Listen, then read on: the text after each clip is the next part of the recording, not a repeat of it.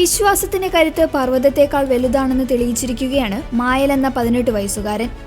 സ്പെയിനിലെ പൈറനീസ് പർവ്വതനിരയിലെ ഏറ്റവും ഉയർന്ന കൊടുമുടിയായ അനറ്റോയിൽ സാമൂഹ്യ വിരുദ്ധർ തകർത്ത കുരിശിനു പകരം പുതിയ മരക്കുരിശ് ചുമന്നു കയറ്റി സ്ഥാപിച്ച ഈ ഫ്രഞ്ച് യുവാവ് ലോകശ്രദ്ധ നേടുന്നു. സമുദ്രനിരപ്പിൽ നിന്ന് 3404 മീറ്റർ ഉയരത്തിലുള്ള അനറ്റോ കൊടുമുടിയിലെ പ്രശസ്തമായ അലുമിനിയം കുരിശ് കഴിഞ്ഞ ഏപ്രിലാണ് അജ്ഞാതർ മുറിച്ചു മാറ്റിയത്. 1951 സ്ഥാപിക്കപ്പെട്ട ഏകദേശം 100 കിലോ ഭാരമുള്ള ഈ കുരിശ് ആംഗിൾ ഗ്രൈൻഡർ ഉപയോഗിച്ച് മുറിച്ച ശേഷം മലമുകളിൽ നിന്ന് താഴേക്കെറിയുകയായിരുന്നു. പർവ്വതാരോഹകരുടെ പ്രധാന അടയാളമായിരുന്ന ഈ കുരിശിനു നേരെയുണ്ടായ ആക്രമണം പ്രാദേശിക ഭരണകൂടത്തെയും വിശ്വാസികളെയും ഒരുപോലെ ഞെട്ടിച്ചു.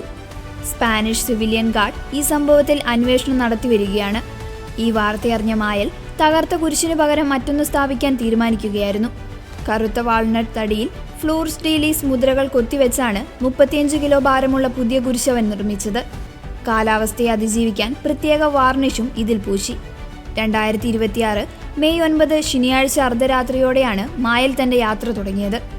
തോളിൽ 35 കിലോ ഭാരമുള്ള കുരിശുമായി കുത്തനെയുള്ള മലനിരകളിലൂടെ 14 മണിക്കൂറും 45 മിനിറ്റും അവൻ സഞ്ചരിച്ചു.